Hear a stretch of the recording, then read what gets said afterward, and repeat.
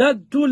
زمونږ ادارې او زمونږ ایجنسۍ چې کوم دی هم په دې نظر ساتي. خو نن دا خبره مخې ته راووتله چې اسرائیل لګیا دي د پاکستان د کمزوري کېدو لپاره، دلته کې پیسې استعمالوي، دلته کې هلته کې په بهر ملک کې ته د شهبازګل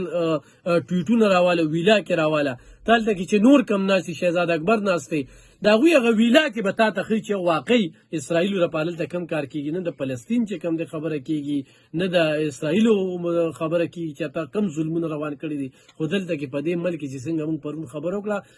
نصرت حسین توپان صاحب ما سره ناست و، هغه وایي چې بس امریکې ته یو انساني حقوق چې کم دی نو دا په پاکستان کې په نظر راځي، او یو عمران خان ورته په نظر راځي، نور په دې نورو ملکونو کې چې کم دي دې ته د انساني حقوقو پامالي نه کوي. تا چې پرون کومه خبره کړې وه دغه خبره دغه زه دوباره وایم چې دغه باندې ته موږ سره خبرې وکړې چې تا پرون یو خبره کړې وه چې یار دلته کې د جنګ وخت نه دی، د میزایلو یا د ټینکونو. ټیک شو، نو ته ما چې خبره ته پرېږدې نو بیا داسې ده لبخان زه تا سره دوه خبرې کوم. یو خبره خو لومړي دا ده چې کومه ته د امریکې خبره کوې نو د امریکې سټیټ ترجمان چې کوم دی سپوکمین هغه پرون دا خبره وکړه چې عمران خان به په خپله د آئین او د قانون مطابق چې کوم د هغوی کیسونه دي په هغه حساب باندې به هغه ختمیږي، لکه په هغې کې زموږ د امریکې څه کار نشته دی. یو خو دا خبره سټیټ ډپارټمنټ هغوی پرون یو سټیټمنټ جاري کړو. بله خبره دا تا چې کومه وکړه، ګوره لبخان داسې ده دلته کې چې ما تا ته پرون ووې اټمي ملکونه دي، یا به هغه ملکونه جنګ کوي چې کوم دواړو سره اټمي هتیار نشته دي، نه هغه دواړه ملکونه به خپل منځ کې جنګ کوي، او دنیا به مغوی جنگ داسې په دغه باندې حسابوي چې وی به کوي دي زه خیر دی، پس په طریقه به لټوي او دغه کوي، یا به هغه ملکونه جنگ کوي چې دنیا به هغه ملکونو ته جنگ ته به پرېږدي چې چا سره یو سره اټم بم شته او یو سره نشته. چې کله دوه ملکونو سره اټم بم وي دنیا او په خاصه توګه امریکا به چرم دا ملکونه جنگ ته پرېږدي. د هغې وجه دا ده چې هغوی ته پته ده چې دې سره به ټوله دنیا ته به نیست و نابود شي، یوازې لکه دغه ملکونه نه ټوله دنیا به ورسره نیست و نابود شي. په دې کې اوس دویمه خبره چې ده نو بیا به د ډیجیټل جنګ وي. دا اوس چې دا په دنیا کې کوم جنگ شروع دی دا ډیجیټل جنگ دی. ګوره هغې لګیا دی په ټیکنالوژي کې، زمونږ هندوستان چې دی نو ټوله د دنیا چې د ورلډ څومره ټیکنالوژي ده د هغې سربراهي هغوی اخیستې ده. که ته ګوګل ته ورشي انډیا والا دي، که ته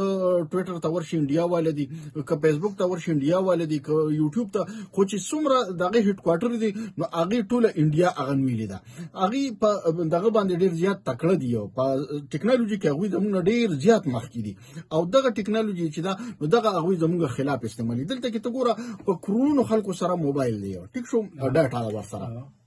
فیسبوک ته د هغوی رسوي ده. دا په کرونو خلک چې دي الب خان دوی سره د خپلو اوړو غم نشته دی، دوی سره د خپلو چایو چینو غم نشته دی، دوی سره په دنیا کې چې د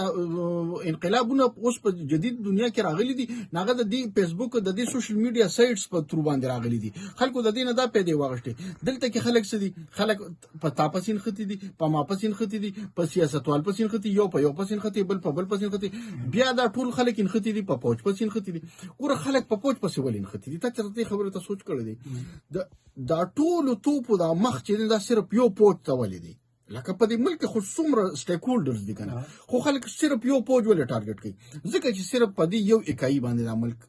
کنټرول دی، په دې یو اکایي باندې دا ملک کنټرول دی. نو لہذا که دا اکایي متنازع شوه، که دا اکایي کمزورې شوه، که دا ستن پرېوته، بس ملک ته بیا په خود باندې تللی. ما تا ته دا مخکې ویلو چې په دنیا کې په سالمه دنیا کې چې دا موجوده کومه دنیا ده په دې سالمه دنیا کې دوه ملکونه چې دي دا د مذهب په نوم باندې آزاد شوي دي، یو اسرائیل ریاست او یو د پاکستان ریاست. دا دوه ریاست چې دي نو دا د اسلام په نوم باندې په معرض وجود کې راغلي دي. په سالمه دنیا کې نو مسلمان چې یو طرف ته اسرائیلي او یو طرف ته مسلمانان او پاکستاني ناغوی ورته پریدي څه خج ټیکنالوژي ټوله هغوی سره یو ټولر یو سیزه مغوی سره هغه ته چرېم بیا نه برداشت کوي.